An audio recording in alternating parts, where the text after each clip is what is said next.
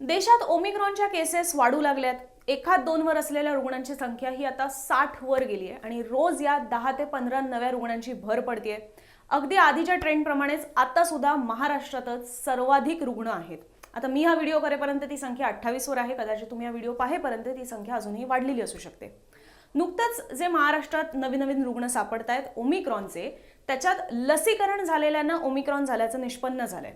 जिथे ओमिक्रॉन पहिल्यांदा सापडला त्या दक्षिण आफ्रिकेपासून अगदी अमेरिका आणि ब्रिटनमध्ये सुद्धा लसीकरण ज्यांचं पूर्ण झालंय अशांना सुद्धा ओमिक्रॉनमुळे पुन्हा कोरोना झाल्याच्या केसेस समोर येऊ लागल्यात. ब्रिटनमध्ये तर 18 वर्षांवरील सर्वांना बूस्टर डोस द्यायला सुद्धा सुरुवात झालेली आहे.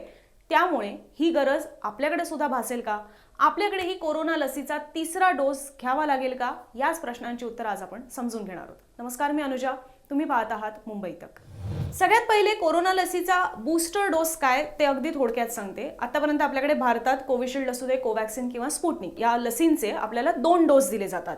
ह्याचाच पुढचा डोस, तिसरा डोस म्हणजे बूस्टर डोस, जो आपल्या शरीरात ज्या लसींच्या डोसेसमुळे ज्या अँटीबॉडीज तयार होतात त्याला एक बूस्टर देणारा, त्याला त्या अँटीबॉडीज आणखी वाढाव्यात याच्यासाठी हा दिला जाणारा कोरोना लसीचा तिसरा डोस असतो. बूस्टर डोस आणि कोरोना लसीचा तिसरा डोस या दोन्ही गोष्टी सारख्याच आहेत. आता ब्रिटन असू दे किंवा US असू दे यासारख्या मोठमोठ्या देशांमध्ये सुद्धा जसजसे कोविडच्या केसेस वाढू लागल्या तसतसं तिकडे बूस्टर डोस द्यायला सुद्धा सुरुवात केली. USच्या राष्ट्राध्यक्षांनी सुद्धा बूस्टर डोस घेतलेला आहे. त्यामुळेच कुठेतरी म्हटलं जात होतं की भारतात सुद्धा जर कोविड येतोय, ओमिक्रॉन सारखा व्हेरियंट येतोय, तर बूस्टर डोस हा द्यायला सुरुवात करावी का? तर मुळात बूस्टर डोस घ्यायची गरज आहे का, यावर आम्ही काही दिवसांपूर्वीच इंडियन मेडिकल असोसिएशनचे पुण्यातले माजी अध्यक्ष अविनाश भोंडवे यांना प्रश्न विचारला होता की ओमिक्रॉन आणि आत्ताची लस याचा अभ्यास नेमका काय सांगतो, या लसी किती इफेक्टिव्ह असतील आणि बूस्टर डोसची गरज आहे का? या सगळ्या प्रश्नांवर उत्तर देताना त्यांनी काय म्हटलं की जेव्हा लस आपण घेतो तेव्हा 14 दिवसांनी अँटीबॉडीज तयार होतात, जे आपल्याला विषाणूपासून संरक्षण देतात. पण या अँटीबॉडीज 6 महिने काम करतात, त्यानंतर त्या क्षीण होऊ लागतात. जास्तीत जास्त 8 महिन्यानंतर त्या नष्टही होऊ शकतात.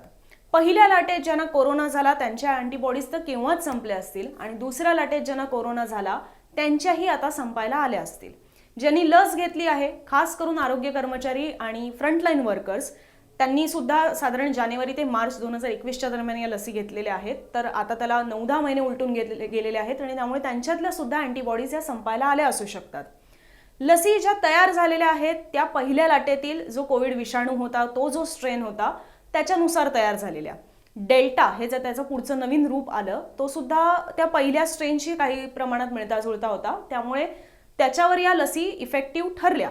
पण आता जो ओमिक्रॉन आलेला आहे त्याच्या स्पाइक प्रोटीनमध्ये 32 वेळेला म्युटेशन झाले, म्हणजेच त्या विषाणूने 32 वेळेला आपलं रूप बदललेलं आहे आणि त्यामुळे लस किंवा त्यापासून तयार झालेल्या अँटीबॉडीज या ओमिक्रॉनवर किती असरदार असतील हे सांगू शकत नाही. कदाचित त्या असरदार नसतीलही, असं सुद्धा अविनाश भोंडवेंचं म्हणणं आहे. कदाचित आपल्याला वेगळी लस सुद्धा तयार करण्याची गरज भासू शकते, असं सुद्धा त्यांनी यावेळेला सांगितलं. दुसरीकडे नीती आयोगचे डॉक्टर VK पॉल यांनीही सांगितलंय की सध्या ज्या लसी आपल्याकडे उपलब्ध आहेत त्या ओमिक्रॉनवर कदाचित प्रभावशाली नसतील. अशीही परिस्थिती येऊ शकते की ओमिक्रॉन समोर आपल्याकडे उपलब्ध असलेल्या लसी या टिकणार नाहीत. डॉक्टर VK पॉल हे भारत सरकारच्या कोविड टास्क फोर्सचे अध्यक्ष सुद्धा आहेत आणि त्यांनी पुढे असंही म्हटलंय की व्हायरसमध्ये सतत होणारे बदल लक्षात घेता भारतात अशा वॅक्सिन प्लॅटफॉर्मची गरज आहे जो या बदलत्या स्वरूपानुसार वॅक्सिनमध्ये सुद्धा बदल आणू शकेल. दक्षिण आफ्रिका, जिथे ओमिक्रॉनचा पहिला रुग्ण आढळला, त्या आफ्रिकेच्या आरोग्य खात्याने ओमिक्रॉन आणि त्यामुळे तिथली वाढणारी रुग्णसंख्या, जी तिकडे दुपटीने तिपटीने वाढत होती, त्यावर एक प्राथमिक अभ्यास केला आणि त्यानुसार आधी कोरोना झालेल्यांमध्ये जी इम्युनिटी तयार होते, जी रोगप्रतिकारक शक्ती तयार होते, ज्या अँटीबॉडीज तयार होतात, त्याला सुद्धा ओमिक्रॉन व्हेरियंट चकवा देत असल्याचं त्यांच्या प्राथमिक अभ्यासात समोर आलं.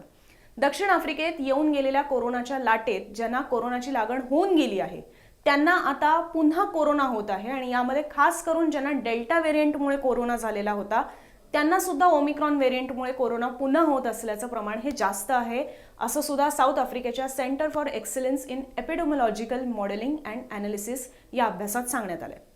दुसरीकडे WHO जागतिक आरोग्य संघटनेनेही असं सांगितलंय की कोरोनाच्या इतर व्हेरियंटपेक्षा ओमिक्रॉन व्हेरियंट हा खूप जास्त संसर्गजन्य आहे. त्याचा संसर्ग पसरण्याचा जो वेग आहे तो खूप जास्त आहे.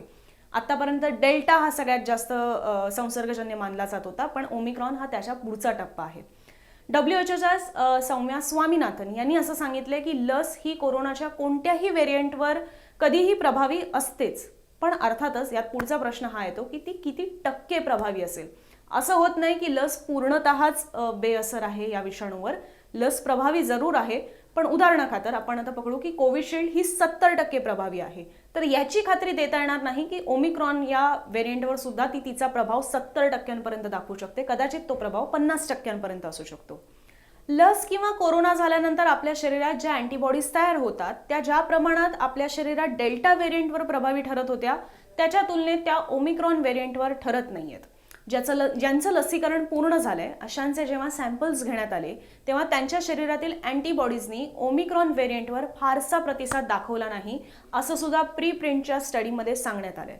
आता साहजिकच याच्यानंतर सगळ्यात महत्त्वाचा प्रश्न पडतो की इतकं सगळं जर होतंय, ओमिक्रॉन डेंजरस आहे किंवा त्याचा वेग जास्त आहे, बाहेरच्या देशांमध्ये बूस्टर डोस देण्यात येतोय, तर मग भारतात नेमकी काय परिस्थिती आहे? भारतात बूस्टर डोस देण्यात येईल का? तर अजून तरी अधिकृतरित्या भारत सरकारकडून किंवा आरोग्य खात्याकडून सुद्धा खास करून अशा प्रकारची कुठलीही माहिती ऑफिशियली देण्यात आलेली नाहीये की भारतात बूस्टर डोस द्यायला सुरुवात होईल. सध्या त्यांचा फोकस हा आहे की भारतात किमान पहिले मॅक्सिमम जनतेला त्यांचं डबल वॅक्सिनेशन तरी पूर्ण होते, त्यांचे लसींचे पूर्ण डोस दोन्ही डोस घेऊन होऊ देत, हा सध्याच्या घडीला केंद्र सरकारसमोरचा फोकस आहे. पण काही माहिती मिळाल्यानुसार असं म्हटलं जात आहे की कोविशिल्ड ज्यांनी लस घेतली आहे त्यांच्यापेक्षा कोवॅक्सिन ज्यांनी घेतलेली आहे त्यांना कदाचित प्रायोरिटी देण्यात येईल जेव्हा बूस्टर डोसची मोहीम सुरू होईल त्याच्यासाठी. याचं कारण असं सांगितलं जातं की जागतिक आरोग्य संघटनेने सांगितलेलं आहे की जी लस इनॲक्टिव्हेटेड व्हायरसने तयार करण्यात आलेली आहे ती लस ज्यांना देण्यात आलेली आहे त्यांना बूस्टर डोस देण्यात यावा, आणि शिवाय ज्यांची रोगप्रतिकारक शक्ती कमी आहे अशांना बूस्टर डोस देण्यात यावा असं WHOने सांगितलंय. आणि त्या धर्तीवरच भारत सरकार हा कदाचित विचार करत आहे की ज्यांनी कोवॅक्सिन घेतलेली आहे त्यांना बूस्टर डोससाठी प्रायोरिटी द्यावी, कारण की कोवॅक्सिन जी लस आहे ती इनॲक्टिव्हेटेड व्हायरसपासून तयार झालेली आहे. पण अर्थातच याबाबत अजून अधिकृत घोषणा झालेली नाही. या संदर्भात जेव्हा केंद्र सरकारकडून एक डिसिजन येईल, अधिकृतरित्या घोषणा होईल, त्यावेळी तुम्हाला ती अर्थातच मुंबई तकवर पाहायला मिळेल. आणि याचसाठी ताज्या बातम्या आणि वेगवेगळ्या बातम्यांचं विश्लेषण जाणून घेण्यासाठी मुंबई तकच्या YouTube चॅनलला तुम्ही सबस्क्राईब करू शकता आणि मुंबईतक.in या आमच्या वेबसाईटलाही जरूर भेट द्या.